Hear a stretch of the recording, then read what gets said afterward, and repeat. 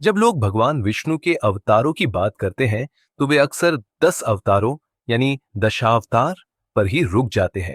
लेकिन शास्त्र एक बड़ी कहानी बताते हैं, 25 दिव्य हस्तक्षेपों की कहानी, जिनमें से प्रत्येक सृष्टि की धड़कन से ही उत्पन्न हुए हैं। राम की पूर्णता से लेकर नरसिंह की प्रचंडता तक प्रत्येक अवतार केवल बचाव का कार्य नहीं निभाता, बल्कि मानवता के सामने एक दर्पण की तरह उभरता है। इन अवतारों की कहानी समय में लिपटे हुए सबक है, जो तब प्रकट होते हैं जब भी संतुलन डगमगाता है, जब भी धर्म डगमगाता है। भगवत पुराण कहता है, समुद्र की लहरों के समान भगवान विष्णु के असंख्य अवतार हैं। आज हम इन 25 रूपों की यात्रा करेंगे, जिनमें हम मिलेंगे सृष्टि के संरक्षकों से, सत्य के शिक्षकों से और यह शाश्वत वचन करने वालों से कि जब भी अंधकार छाएगा, प्रकाश जरूर लौटेगा। हम इस वीडियो की शुरुआत विष्णु के रूपों की व्याख्या से करेंगे और फिर आपको विष्णु के 25 अवतारों की कहानियां सुनाएंगे। हमारे महान इतिहास और ज्ञान की महत्ता को पूरी तरह से समझने के लिए वीडियो के अंत तक हमारे साथ बने रहें। कृपया वीडियो को अधिक से अधिक लोगों तक साझा करें, ताकि उन्हें इन खोई हुई कहानियों से अवगत कराया जा सके। भगवान विष्णु के अवतारों का अध्ययन करने से पहले हमें रूप और अवतार के बीच के अंतर को समझने की जरूरत है। अवतार युग के किसी एक विशिष्ट समय पर अवतरित होते हैं, जब धर्म संकट में होता है और नश्वर लोक में उनका प्रवास आमतौर पर अस्थायी या उनकी भूमिका के अनुसार होता है। उनकी प्राथमिक भूमिका बुराई का नाश करने, धर्मात्माओं की रक्षा करने और धर्म के नियमों को पुनर्स्थापित करने की है। वे विशिष्ट गुणों को प्रकट करने वाले भगवान विष्णु का प्रतिनिधित्व करते हैं, जैसे आदर्श राजा राम, दयालु शिक्षक बुद्ध या प्रचंड रक्षक नरसिंह। इससे अलग विष्णु के रूप प्रत्येक सृष्टि के आरंभ में भौतिक जगत में निरंतर बने रहते हैं। उनका प्राथमिक कार्य ब्रह्मांडीय पालन और सार्वभौमिक नियंत्रण बनाए रखना है। वे मुख्यतः भगवान के मूल परलौकिक स्वरूप जैसे संरक्षक या साक्षी का प्रतिनिधित्व करते हैं। विष्णु के प्राथमिक रूप उनके अवतारों से भिन्न है। वैष्णव धर्मशास्त्र में उनके विशिष्ट ब्रह्मांडीय कार्यों और परलौकिक निवासों के आधार पर उनके ये रूप क्लासिफाई किए गए हैं। विष्णु मुख्यतः 3 पुरुष रूपों में प्रकट होते हैं। ये रूप भौतिक जगत को संचालित करने वाले आदि रूपों के कार्य करते हैं। भगवान विष्णु का सबसे महान रूप महाविष्णु या कारणोदकशायी विष्णु है। सृष्टि की प्रक्रिया में यह विष्णु का प्रथम रूप है। वे समस्त ब्रह्मांडीय ऊर्जाओं के उद्गम करता है। वे कर्ण सागर पर विराजमान हैं और अपने रोम छिद्रों से असंख्य भौतिक ब्रह्मांडों को प्राण वायु प्रदान करते हैं। वे समस्त भौतिक सृष्टि के स्रोत हैं। आदि सत्ता के सबसे पूर्ण अवतार राम और कृष्ण सीधे महाविष्णु से उत्पन्न हुए थे। विष्णु के दूसरे रूप गर्भोदकशायी विष्णु है, जो प्रत्येक ब्रह्मांड में प्रवेश करते हैं।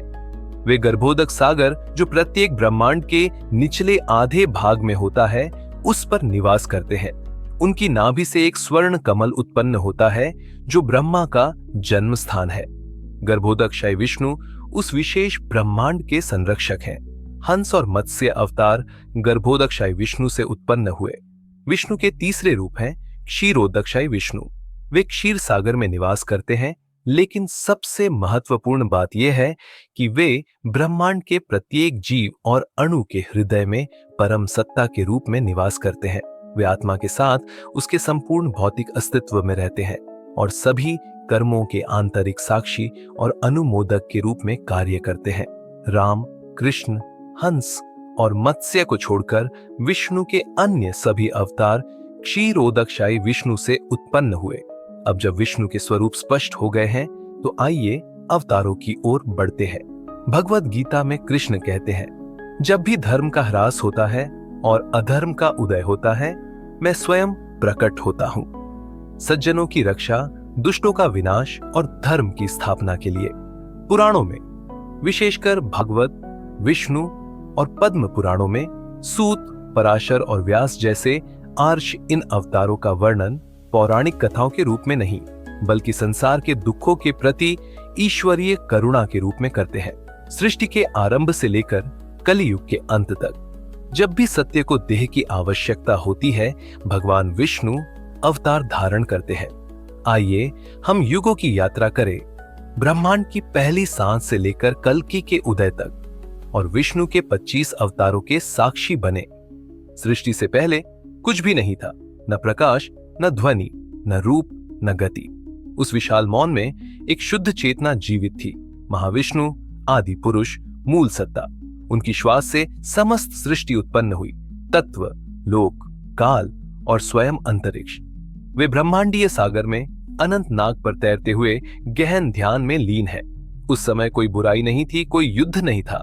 सृष्टि का कार्य स्वयं ईश्वरीय सेवा थी। अस्तित्व की लय स्थापित करने के लिए भगवान विष्णु, महाविष्णु शांति से प्रकट हुए। आदि पुरुष हमें याद दिलाते हैं कि सृष्टि अराजकता नहीं है, ये शांति से उत्पन्न दिव्य व्यवस्था है। जो कुछ भी आज है वह उनकी चेतना, उनकी जागरूकता से उत्पन्न हुआ है। जब ब्रह्मा ने स्वयं को सृष्टि के कार्य से अभिभूत पाया तो उन्होंने विष्णु से प्रार्थना की। विष्णु ने ब्रह्मा के मन से जन्म लिया और उनके 4 तेजस्वी पुत्रों सनक, सनंदन, सनातन और सनत कुमार के रूप में प्रकट हुए।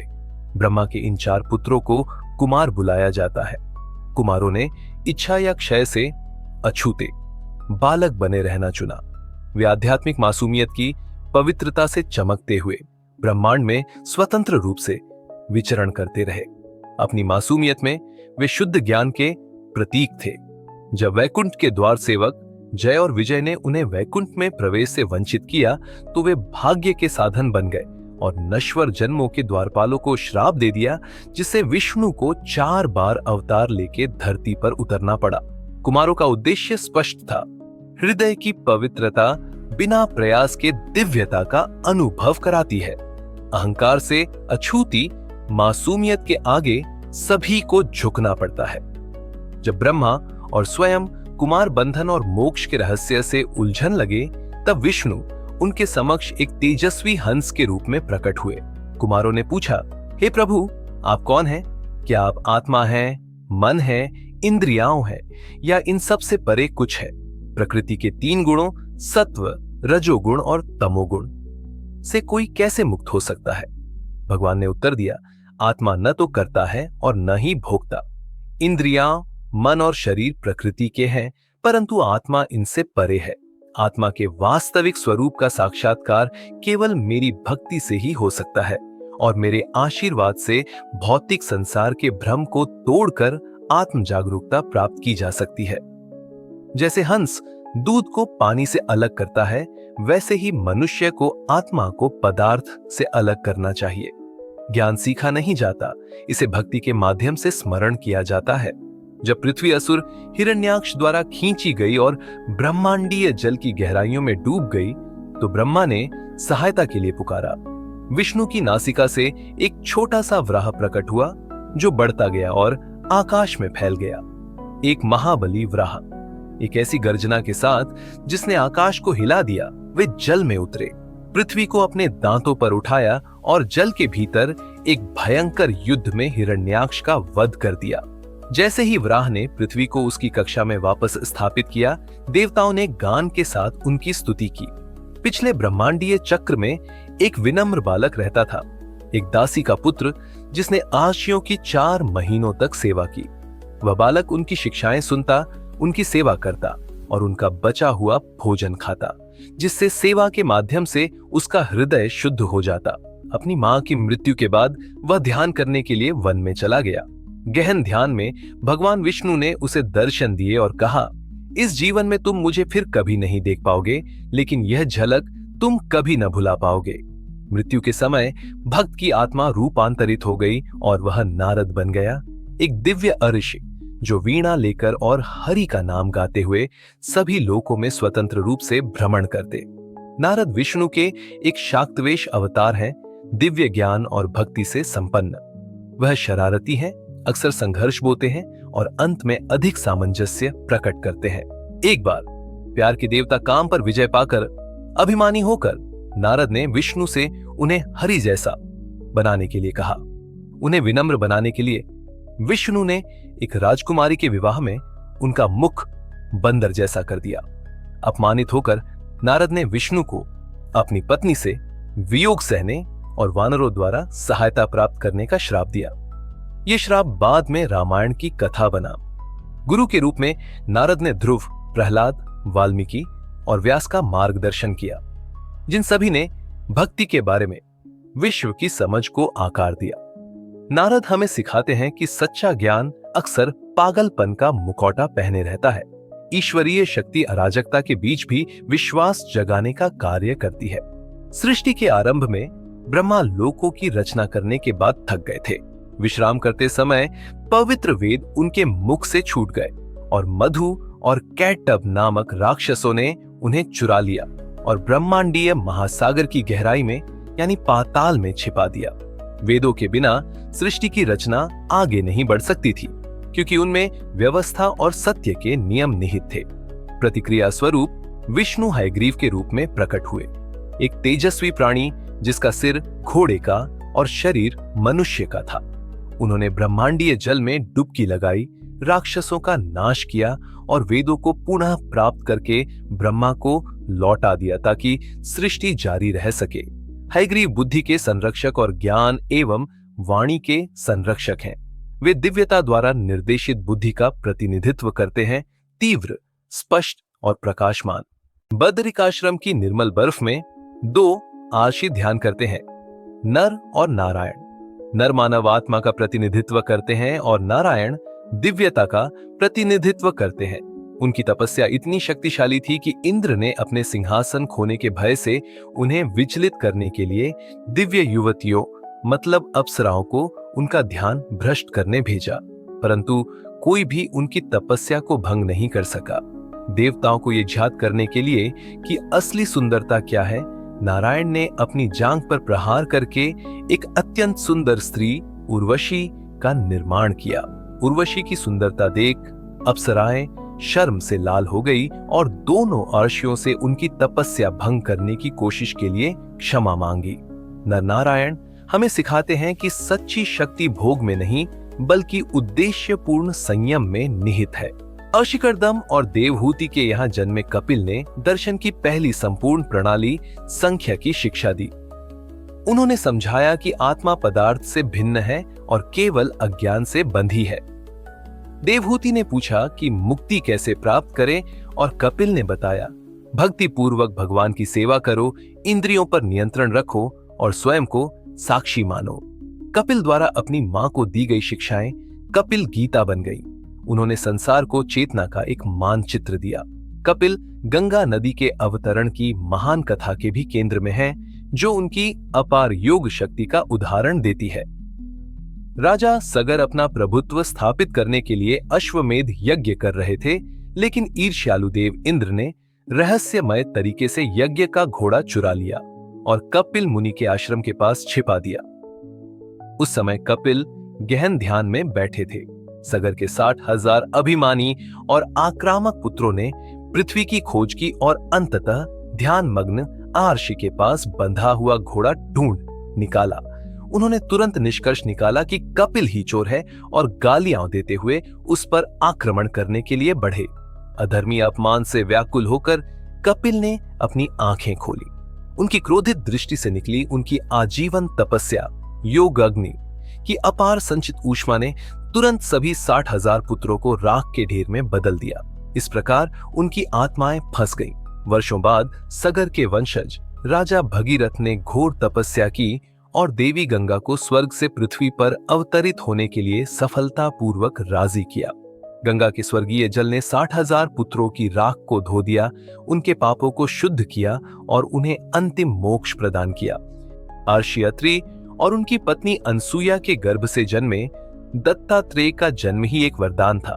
तीनों देवताओं ब्रह्मा, विष्णु और शिव ने अनसुया के सतीत्व की परीक्षा ली और अपनी पवित्रता से अनसुया ने तीनों देवताओं को शिशुओं में परिवर्तित कर दिया और उनकी देखभाल की। प्रसन्न होकर त्रिमूर्ति ने उन्हें एक पुत्र प्रदान किया जो उनके सम्मिलित सार का प्रतीक था, दत्तात्रेय।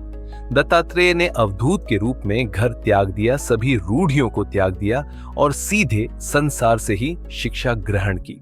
उन्होंने सिखाया कि ब्रह्मांड एक जीवंत शास्त्र है जिसमें 24 गुरुओं पृथ्वी, वायु, अग्नि, चंद्रमा, अजगर, मधुमक्खी इत्यादि।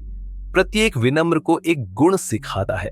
बाद की कथाओं में उन्होंने राजा कर्तवीर्य अर्जुन को आशीर्वाद दिया और उनके बीच की अद्वैत शिक्षा अवधूत गीता में वर्णित है। रुचि और आकुति से उत्पन्न यज्ञ पवित्र अर्पण की भावना का प्रतीक है। उसकी जुड़वा बहन दक्षिणा है, जो अनुष्ठान में उचित दान का सिद्धांत है। स्वयंभू मनवंतर में जब इंद्र का पद रिक्त था, तब विष्णु ने यज्ञ के रूप में स्वर्ग की व्यवस्था बनाए रखने और आहुति, वर्षा और समृद्धि के निर्बाध प्रवाह को सुनिश्चित करने के लिए वह पद ग्रहण किया। अपने पुत्रों यमस, जिन्हें तुषितदेम भी कहा जाता है, की सहायता से यज्ञ ने दान और प्रतिफल की ब्रह्मांडीय लय को नियंत्रित किया। दक्ष के यज्ञ से जुड़े एक अन्य प्रसंग में विष्णु अवतार यज्ञ को एक मृग रूप में भागते हुए बताया गया है, जिसको शिव अवतार वीरभद्र मार देते हैं। उनकी याद में ब्रह्मा ने मृगशिरा नक्षत्र की स्थापना की। यज्ञ हमें सिखाता है कि समाज शासकों, पुरोहितों और लोगों द्वारा समान रूप से आत्म अर्पण पर जीवित रहता है। राजा नाभि और रानी मेरु देवी के पुत्र ऋषभ स्वयं भगवान विष्णु के अवतार थे। ऋषभ ने परमहंस धर्म, सर्वोच्च त्यागियों का आचरण का प्रदर्शन किया। न्यायपूर्ण शासन करने के बाद उनके ज्येष्ठ पुत्र भरत ने उनका स्थान लिया, जिनके नाम पर हमारे महान राष्ट्र का नाम रखा गया है। ऋषभ ने अपने पुत्रों को इस प्रसिद्ध पंक्ति का निर्देश दिया था: इस मानव शरीर को भोग विलास में व्यर्थ न गवाओ, अपने अस्तित्व को शुद्ध करने और अनंत आनंद का अनुभव करने के लिए दिव्य तपस्या करो। फिर उन्होंने राजदंड त्याग दिया और पवित्र वैराग्य में चले गए, ये दर्शाते हुए कि जीवन का उद्देश्य प्राप्ति नहीं बल्कि जागृति है। जब भ्रष्ट राजा वेण अराजकता में राज्य छोड़कर चला गया, तो ऋषियों ने एक उत्तराधिकारी के जन्म के लिए एक यज्ञ अनुष्ठान में उसके शव का मंथन किया। वेण की दाहिनी भुजा से पृथु और अर्ची, जो लक्ष्मी का एक अंश थी, प्रकट हुए। विष्णु के चिन्हों से चिन्हित पृथु को प्रथम प्रतिष्ठित राजा आदिराज का राज्याभिषेक किया गया। पूर्व कुशासन के कारण उत्पन्न अकाल और बंजरपन को देखकर पृथु ने गाय का रूप धारण करके भागती हुई भूमि देवी का पीछा किया। घिर जाने पर भूमि ने क्रोध के बजाय बुद्धिमानी पूर्ण प्रबंधन की याचना की। पृथु ने भूमि का दूध दुहा और कृषि, बसावट और सीमाओं की स्थापना की। अन्य लोगों ने उनके आदर्श का अनुसरण किया। देवताओं ने भूमि से अमृत दुहा, ऋषियों ने वेदों को दुहा और असुरों ने मादक द्रव्यों को दुहा। प्रत्येक ने अपनी प्रकृति के अनुरूप कुछ ग्रहण किया। भूमि ने न्यायपूर्ण राजत्व का सम्मान करते हुए पृथ्वी की पुत्री नाम स्वीकार किया। पिछले कल्प के अंत में संसार को मिटाने के लिए एक प्रलय आया। राजा सत्यव्रत को एक छोटी मछली मिली, जिसने शीघ्र ही अपना नाम मत्स्य बताया। प्रलय की चेतावनी पाकर उन्होंने सत्यव्रत को ऋषियों, बीजों और ज्ञान को एक विशाल नौका पर एकत्रित करने को कहा। जैसे ही जल का प्रवाह बढ़ा, मत्स्य एक सींग के साथ प्रकट हुए और सत्यव्रत ने वासुकी नाग की सहायता से नौका को मत्स्य से बांध दिया। ब्रह्मा की रात्रि के लिए मत्स्य ने उस अराजकता के बीच नौका को खींचा और सत्यव्रता, जो मनु के रूप में उभरे तथा सप्त अर्षियों को ज्ञान प्रदान किया, उन्होंने स्वयं भी गहराई में गोता लगाया, राक्षस हयग्रीव का वध किया और चुराए गए वेदों को पुनः प्राप्त किया। जब जल कम हुआ तो नौका हिमालय के 9 बंधन में आकर रुकी और एक नई सृष्टि का आरंभ हुआ। विश्वास और मार्गदर्शन के माध्यम से मत्स्य ने मानवता का अंत होने से बचाया और वेदों को सुरक्षित रखा। ऋषि दुर्वासा के श्राप से देवताओं की शक्ति नष्ट हो गई। विष्णु की सलाह पर उन्होंने अमृता के अमृत के लिए क्षीर सागर का मंथन करने हेतु असुरों के साथ संधि कर ली। मंदराचल पर्वत मथनी बना और वासुकी रस्सी, लेकिन मंथन के बल से पर्वत टूट गया और डूबने लगा। फिर विष्णु ने विशाल कछुए कूर्म का रूप धारण करके पर्वत को अपनी पीठ पर सपोर्ट कर लिया। समुद्र मंथन से पहले विष निकला, जिसको शिव ने पिया। फिर निकली औषधियाएं, देवियाएं, निधियाएं और आखिर में अमृत। अंततः देवताओं की शक्ति का नवीनीकरण हुआ, जिससे संसार में संतुलन स्थापित हुआ। समुद्र मंथन से उत्पन्न निधियों में से एक थे धन्वंतरी, सोने जैसे स्वर्णिम और दीप्तिमान, जो अमृत का कलश और आयुर्वेद का विज्ञान लिए उभरे। उन्होंने शरीर को धर्म के पात्र के रूप में पवित्र किया और उपचार को पवित्र कर्तव्य के रूप में स्थापित किया। उनका अपीयरेंस इस सत्य का प्रतीक है कि स्वास्थ्य, अनुशासन और संतुलित जीवन ईश्वर प्राप्ति के मार्ग का हिस्सा है। धन्वंतरी ने हमें सिखाया कि तन और मन को स्वस्थ करना ईश्वर की सेवा करना है। धन्वंतरी आज भी पूजनीय है और उनका जन्मदिन दिवाली से 2 दिन पहले धनतेरस के रूप में मनाया जाता है, जो धन और स्वास्थ्य दोनों की प्राप्ति का प्रतीक है। दिव्य चिकित्सक धन्वंतरी के अमृत कलश लेकर प्रकट होने के बाद लालची असुरों ने बलपूर्वक कलश छीन लिया और तुरंत अमृत पीने और अनंत शक्ति प्राप्त करने की तैयारी में लग गए। विष्णु ने चतुराई और माया का प्रयोग करके तुरंत ही मोहिनी, एक अत्यंत सुंदर युवती, में परिवर्तित हो गए। असुर तुरंत ही मोहिनी के आकर्षण और अद्भुत सौंदर्य से मोहित हो गए। उन्होंने तुरंत अपनी लड़ाई बंद कर दी और सर्वसम्मति से उसे अमृत बांटने का पवित्र कार्य सौंप दिया। असुरों का ध्यान भटकाने के लिए अपने मोहक आकर्षण का प्रयोग करते हुए मोहिनी ने विधि पूर्वक केवल देवताओं को ही अमृत परोसा। स्वरभानु नामक एक चतुर असुर को कुछ गड़बड़ी का संदेह हुआ। उसने देवता का वेश धारण किया और देवताओं की पंक्ति में बैठ गया और किसी तरह अमृत का एक घूंट पी लिया। इससे पहले कि अमृत स्वरभानु के गले से नीचे उतर पाता, मोहिनी ने तुरंत सुदर्शन चक्र से उसका सिर धड़ से अलग कर दिया। चूंकि अमृत उसके मुख को छू गया था, उसका सिर अर्थात राहु और धड़ अर्थात केतु अमर हो गए, लेकिन अलग अलग बने रहे और ग्रहणों के लिए उत्तरदायी पौराणिक सत्ताएं बन गए। जब देवताओं ने अमृत का पूर्ण पान कर लिया तो विष्णु ने मोहिनी रूप त्याग दिया और पुनः सशक्त हुए देवताओं ने शक्तिहीन असुरों को आसानी से पराजित कर दिया, जिससे ब्रह्मांडीय व्यवस्था पुनः स्थापित हो गई। भगवत पुराण की एक बात की कथा में भगवान शिव ने मोहिनी के मनमोहक सौंदर्य के बारे में सुनकर विष्णु से पुनः वह रूप धारण करने का अनुरोध किया। विष्णु ने उनकी बात मान ली और महायोगी शिव भी क्षण भर के लिए मोहिनी की मायावी शक्ति से मोहित हो गए। दोनों देवों ने अपनी शक्तियों को मिलाकर स्वामी अयप्पा को जन्म दिया, जिन्होंने सबरीमाला के प्रसिद्ध मंदिर की स्थापना की। वरदानों से सुसज्जित हिरण्यकश्यप आतंक से शासित था। उसे न तो मनुष्य मार सकता था और न ही पशु, न ही उसे अंदर या बाहर मारा जा सकता था, न ही दिन या रात में, और न ही लकड़ी या धातु के किसी भी हथियार से वो मर सकता था। उसका पुत्र प्रहलाद विष्णु की पूजा करता था और उपदेश देता था कि दिव्य भगवान सर्वत्र विद्यमान है। हिरण्यकश्यप क्रोधित हो उठा। क्या तुम्हारा भगवान इस स्तंभ में है? वह प्रहलाद पे चिल्लाया। शाम होते होते उस स्तंभ से दहलीज पर विष्णु नरसिंह आधे मनुष्य और आधे सिंह के रूप में प्रकट हुए और अपने पंजों से आंगन की बालकनी की दहलीज पर अत्याचारी हिरण्यकश्यप को धराशायी कर दिया। भक्ति की रक्षा हुई, न्याय की पुनर्स्थापना हुई। त्रेता युग में धर्मात्मा असुर राजा महाबली ने तीनों लोकों पर विजय प्राप्त कर ली थी। ब्रह्मांडीय संतुलन बहाल करने के लिए भगवान विष्णु एक युवा ब्राह्मण बौने के रूप में प्रकट हुए और महाबली से 3 पग भूमि मांगी।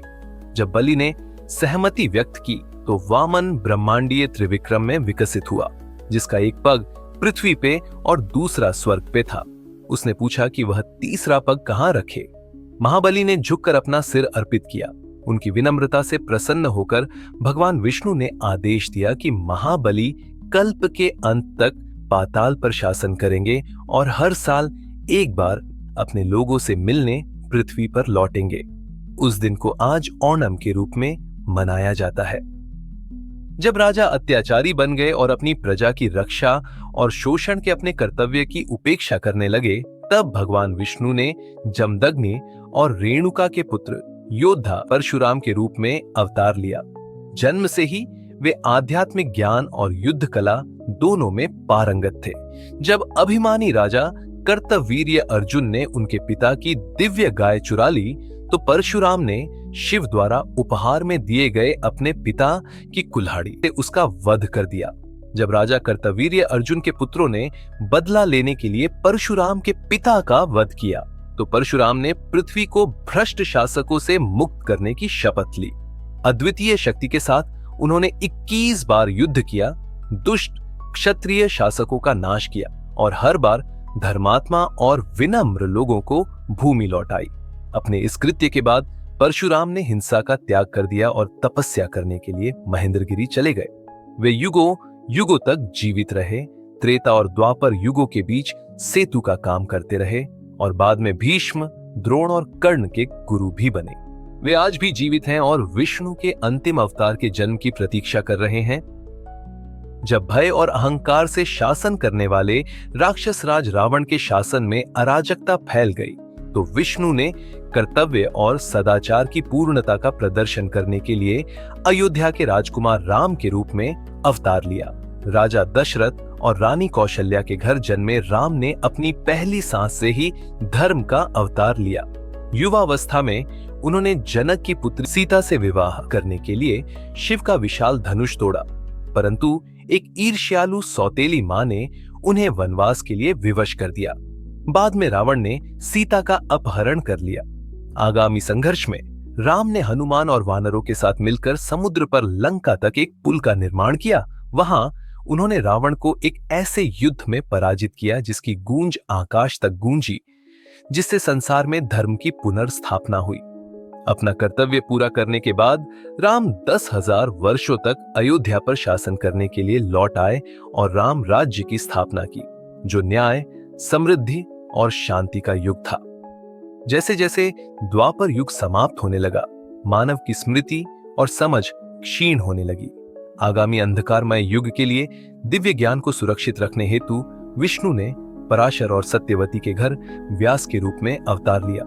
उन्होंने वैदिक ज्ञान के विशाल भंडार को 4 भागों ऋग, साम, यजुर्वेद और अथर्व में संकलित किया ताकि प्रत्येक का अलग अलग अध्ययन किया जा सके। उन्होंने दुनिया के सबसे लंबे महाकाव्य महाभारत की भी रचना की, जिसमें ईश्वर और मनुष्य के बीच शाश्वत संवाद भगवद गीता समाहित थी। व्यास ने आगे पुराणों की रचना की, ये सुनिश्चित करते हुए कि जो लोग वेदों का अध्ययन नहीं कर सकते थे, वे भी कथाओं के माध्यम से सत्य का सार समझ सके। उनके शिष्यों ने युगों युगों तक इस ज्ञान को आगे बढ़ाया और उनका कार्य आज भी सनातन धर्म का आधार बना हुआ है। जब विष्णु कृष्ण के रूप में अवतरित होने के लिए तैयार हुए, तो उनके बड़े भाई बलराम दिव्य शक्ति और पवित्रता के प्रतीक पहले प्रकट हुए।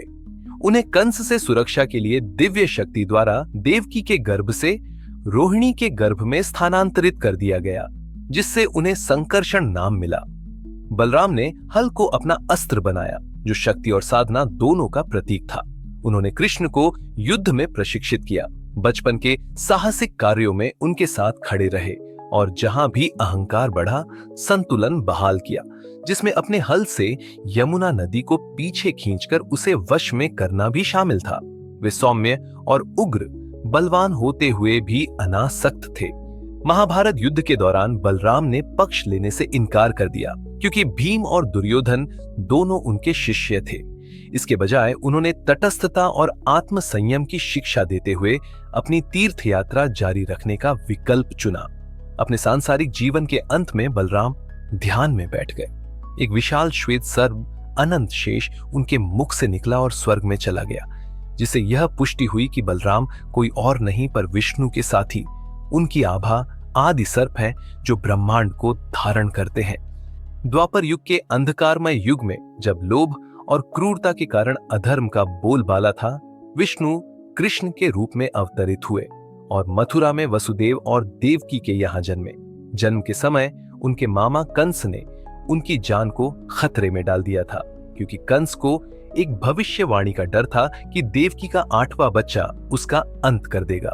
वसुदेव नवजात शिशु को यमुना पार करके गोकुल ले गए, जहां कृष्ण का पालन पोषण नंद और यशोदा ने किया। अपनी युवावस्था में उन्होंने अनगिनत चमत्कार किए। गोवर्धन पर्वत को उठाना, कालिया नाग पर नृत्य करना और अपनी बांसुरी से पूरे वृंदावन को मंत्र मुग्ध करना। लेकिन इस चंचल आकर्षण के पीछे एक दिव्य उद्देश्य छिपा था।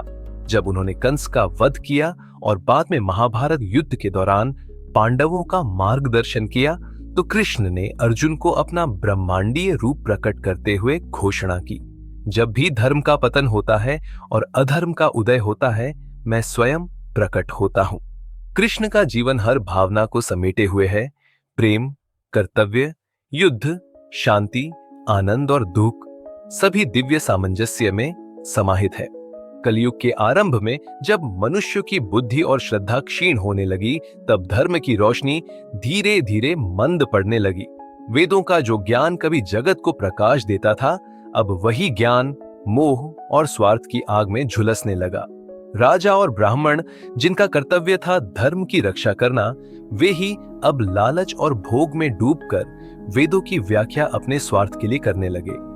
यज्ञों के नाम पर निर्दोष प्राणियों की हत्या होने लगी और इस हिंसा को धर्म कहा जाने लगा। तभी सृष्टि के पालक श्री विष्णु ने यह सब देखा। वे जानते थे कि अधर्म को बल से नहीं, बुद्धि से हराना होगा।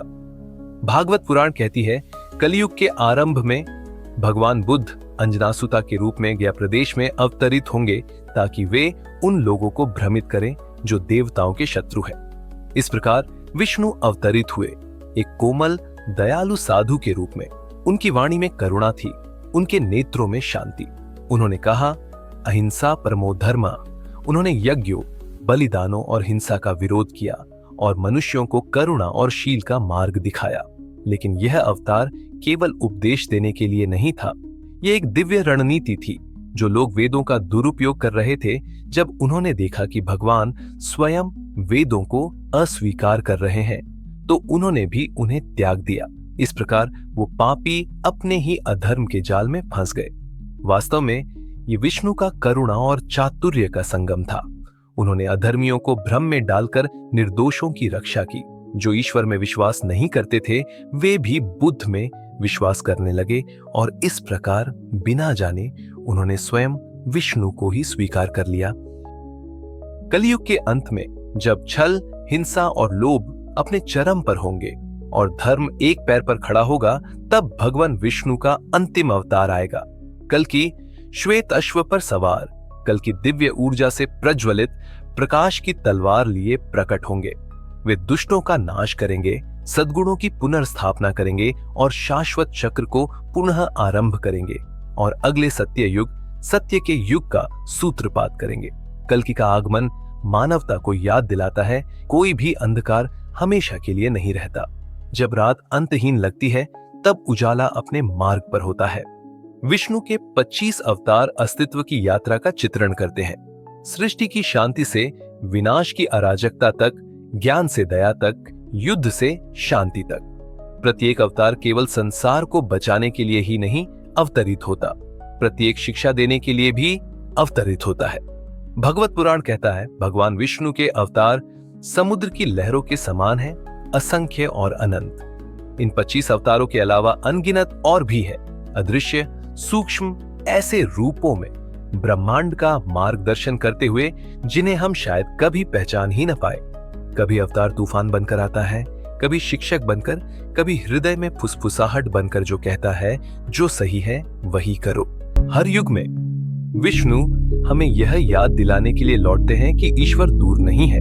वह हमारे साथ चलते हैं, हमारे लिए लड़ते हैं और हमारे माध्यम से जीते हैं। जब भी हम असत्य के बजाय सत्य, क्रूरता के बजाय करुणा और भय के बजाय साहस को चुनते हैं। अवतार केवल इतिहास नहीं है, वे एक मानचित्र है जो हमें जीने का तरीका दिखाते हैं, कैसे सेवा करनी है और कैसे जागृत होना है। और शायद अपने जीवन में जब दुनिया अंधकारमय और असंभव लगे, हमें विष्णु का वादा याद रखना चाहिए। जब भी धर्म का पतन होता है, मैं स्वयं प्रकट होता हूँ, क्योंकि अवतारों की कहानी ईश्वर के धरती पर अवतरित होने की नहीं है, यह हम सभी के भीतर जागृत दिव्यता की है।